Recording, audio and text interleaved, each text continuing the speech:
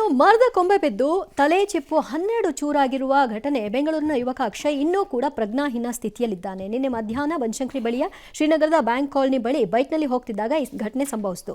ಜಯನಗರ ಖಾಸಗಿ ಆಸ್ಪತ್ರೆಯಲ್ಲಿ ಆತನಿಗೆ ಚಿಕಿತ್ಸೆ ಕೊಡಿಸ್ತಾ ಇದ್ದಾರೆ. ಬಟ್ ವೈದ್ಯರು ಬ್ರೈನ್ ವರ್ಕ್ ಆಗ್ತಾ ಇಲ್ಲ, ರಿಕವರಿ ಆಗೋಕೆ ಟೈಮ್ ಬೇಕಾಗುತ್ತೆ ಅಂತ ಕೂಡ ಹೇಳಿದ್ದಾರೆ. ಇತ್ತ ಅಕ್ಷಯ್ ತಂದೆ ಡಯಾಲಿಸಿಸ್ ಪೇಷಂಟ್, ತಾಯಿ ಕೂಡ ಇಲ್ಲ, ತೀರು ಹೋಗಿದ್ದಾರೆ. ಅಕ್ಷಯ್ ಇಲ್ಲದೆ ಕುಟುಂಬದ ಜವಾಬ್ದಾರಿ ಯಾರು ವಹಿಸ್ತಾರೆ ಅಂತ ಕುಟುಂಬಸ್ಥರು ಆತಂಕವನ್ನು ವ್ಯಕ್ತಪಡಿಸಿದ್ದಾರೆ. ಇನ್ನು ತೀವ್ರ ಆಕ್ರೋಶದ ಬಳಿಕ ಬಿಬಿಎಂಪಿ ಅರಣ್ಯ ಇಲಾಖೆ ಸಿಬ್ಬಂದಿ ಭೇಟಿ ಕೊಟ್ಟು ಮರವನ್ನು ತೆರವು ಮಾಡಿದ್ದಾರೆ. 2021ರಲ್ಲೂ ಕೂಡ ಕೊಂಬೆ ಬಿದ್ದು ಬೈಕ್ ಸವಾರ ಹಾಗೂ ಪಾದಾಚಾರಿ ಅಪಾಯದಿಂದ ಪಾರಾಗಿದ್ರು. ಈಗ 2022ರಿಂದ ಹೇಳಿಸ್ಕೊಂಡು ಈಗ ಇನ್ನೊಂದು ಘಟನೆ ಆದ್ಮೇಲೆ ಇದನ್ನು ತೆರವು ಮಾಡಿದ್ದಾರೆ. ಅವ್ರದ್ದು ಗೌರ್ಮೆಂಟ್ ಪ್ರಕಾರ ಏನು ಸ್ಕೀಮ್ ಇದೆ ಅದನ್ನು ಮಾತ್ರ ಕೊಡ್ತೀನಿ ಅಂತ ಹೇಳ್ತಾ ಇರೋದು. ಪೂರ್ತಿ 100% A to Z ಪೇಷಂಟ್ಗೆ ಏನಾಗುತ್ತೆ ಎಲ್ಲ ನಾನೇ ನೋಡ್ಕೊತೀನಿ ಅನ್ನೋ ಬಾಯಿಂದ ಬಂದೇ ಇಲ್ಲ ಅವ್ರಿಗೆ.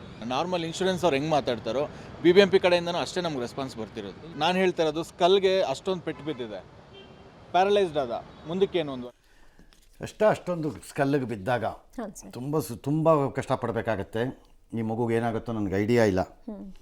But BBMP cannot escape and should not. ರಾಜ್ಯದ ಬಡವರಿಗೆ ಅಂತೀರಲ್ಲ ಚೀಫ್ ಮಿನಿಸ್ಟ್ರು, ಇದು ನಿಮಗೆ ನಾಚಿಕೆ ಆಗಬೇಕು. ಕಾಲು ತುಳಿಕೆ ಸಿಕ್ಕಿದವ್ರಿಗೆ ನೀವು ಕಾಸು ಕೊಡೋಕ್ಕೆ ಹೋಗ್ತೀರಿ. ಆಕ್ಸಿಡೆಂಟ್ಗಳಾದರೆ ಯಾವನೋ ಆಕ್ಸಿಡೆಂಟ್ ಮಾಡ್ಕೊಂಡಿದ್ದಕ್ಕೆ ಕಾಸು ಕೊಡೋಕ್ಕೆ ಹೋಗ್ತೀರಿ. ಯಾವನೋ ಮುಳುಕೊಂಡು ಸತ್ತಿದ್ದಕ್ಕೆಲ್ಲ ಆಕ್ಸಿಡೆಂಟ್ ಪರಿಹಾರ ಕೊಡ್ತೀರಿ. ನಿಮ್ಮ ಹಲ್ಕಟ್ಟು ಕಚಡ BBMP ಕೆಲಸದಿಂದಾಗಿ ಮರ ಬಿದ್ದಿರೋದಕ್ಕೆ ನೀವು ಅದೆಷ್ಟು ಕಾನೂನು ಪ್ರಕಾರ ಇದೆ ಅಂದ್ಕೇಳಿ ನಿಮ್ಮ ಮಗನ ಕರ್ಕೊಂಬಂದು ನಿಲ್ಲಿಸಿ ನಾವು ಮರ ಕಡಿತೀವಿ. ಯಾವನ ಆಫೀಸರ್ ಇದ್ದಾನೆ ಅವನನ್ನು ಕರ್ಕೊಂಬನ್ನಿ, ಅವನ ಮಗನ ಕರ್ಕೊಂಬಂದು ಅಲ್ಲಿ ಕೆಳಗೆ ನಿಲ್ಲಿಸ್ಲಿ, ಮೇಲಿಂದ ಮರ ಕಡಿಯೋಣ, ಬೀಳಲಿ, ಅವನ ಮಗನ ಎತ್ಕೊಂಡು ಹೋಗ್ಲಿ, ಕಾನೂನು ಪ್ರಕಾರ ಅವ್ನು ತೊಗೊಳ್ಳಿ ದುಡ್ಡನ್ನು. ಅಯೋಗ್ಯನ ತೊಗೊಂಬಂದು ಅವ್ನು ಹೇಳ್ದವನು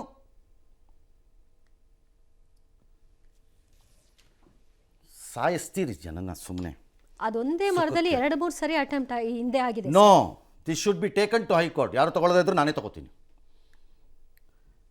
ಕಾಲು ತೊಳಿತಕ್ಕೆ ಪರಿಹಾರ ಕೊಟ್ಕೊಂಡು ಎಲ್ಲ ಚಿಕಿತ್ಸಾ ವೆಚ್ಚ ಭರಿಸ್ತೀವಿ ಅನ್ನೋ ರಾಜ್ಯ ಸರ್ಕಾರ ನಿನ್ನದೇ ಆದಂಥ ಅಂದರೆ ರಾಜ್ಯ ಸರ್ಕಾರದ ಘನಂದಾರಿ ದಿಮಾಕು, ಕೊಬ್ಬು, ನಿರ್ಲಕ್ಷ್ಯ ಮತ್ತು ಒಂದು ಅಪಘಾತ ಅಂತಲೇ ಟ್ರೀಟ್ ಮಾಡಿದ್ರು ನಿಮ್ಮ ನೇರ ಜವಾಬ್ದಾರಿ ಇದೆ ಇದರಲ್ಲಿ. ಹಾಗಿದ್ದಾಗ you have to bear it fully. ಅದರಲ್ಲಿ ಚೌಕಾಸಿ ಮಾಡಿ ಅದಿಲ್ವಾ? Fair enough. ನಾವು ಕೊಡಲಿಕ್ಕೆ ಬರುವುದಿಲ್ಲ ಹೇಳಿ, ಫೇರ್ ಅನೌನ್ಸ್ ಮಾಡಿಬಿಡಿ. ರೋಡ್ ಸೈಡಲ್ಲಿರೋ ಒಂದು ಮರನೂ ಇರ್ಕೂಡ್ದು. ಅವಾಗ ಪರಿಸರ ಪ್ರೇಮಿಗಳು ಬರ್ತಾರಲ್ಲ ಸರ್, ಯಾವನಾರು ಬಂದ್ಕೊಡೋಗ್ಲಿ, ಹೋಗ್ರೆ ನಮಗೆ ಜೀವ ಇಂಪಾರ್ಟೆಂಟ್ ಇಲ್ಲಿ, ಯಾವ ಮರನೂ ಇರಬಾರ್ದಂಗಾರೆ. ಪರಿಸರ ಪ್ರೇಮಿ ಬಂದರೆ ಅವ್ರನ್ನೂ ನಿಲ್ಸೋಣ ಮರದ ಕೆಳಕ್ಕೆ, ಯಾವ ಮರನೂ ಇರ್ಕೂಡ್ದಂಗಾರೆ.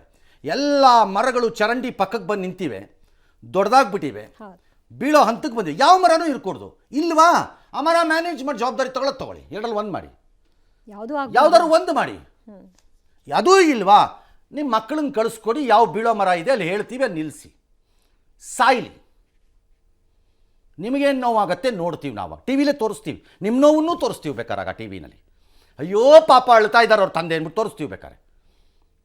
No, this is too much. ಮಾನವೀಯತೆ ಅನ್ನೋದಿದ್ದರೆ ಹೊಸ ಕಾನೂನು ತನ್ನಿ. ನಿಮಗೆ ಮರಗಳನ್ನು ಮ್ಯಾನೇಜ್ ಮಾಡೋಕ್ಕಾಗಿದ್ರೆ ಮರ ತೆಗೆದುಬಿಡಿ. ನಮಗೆ ಮ್ಯಾನೇಜ್ ಮಾಡೋಕ್ಕೆ ಆಗತ್ತೆ, ಮರ ಬೇಕು, ಆದರೆ we should at least have courtesy to get them treatment. ನಾನು ಪರಿಹಾರ ಹೇಳ್ತಿಲ್ಲ, ಕನಿಷ್ಠ ಮಾನವೀಯತೆ ನಾನು ಪರಿಹಾರ ಹೇಳ್ತಿಲ್ಲ. ಪರಿಹಾರ ಬೇಡ, ಬೇಕಾರೆ ಚಿಕಿತ್ಸಾ ವೆಚ್ಚ ನಾನು ಮಾತಾಡ್ತಿರೋದು. ಅದನ್ನು ಭರಿಸ್ಲಿಕ್ಕಾಗದೇ ಇದ್ದರೆ ನೀವೆಲ್ಲ ಮನುಷ್ಯರಾಗಿ, ನಮ್ಮ ಆಡಳಿತಗಾರರಾಗಿ, ನಮ್ಮ ಮಂತ್ರಿಗಳಾಗಿ ನೀವು ಉಳಿದಿದ್ರೆಷ್ಟು, ಸತ್ರೆಷ್ಟು. ಎಸ್.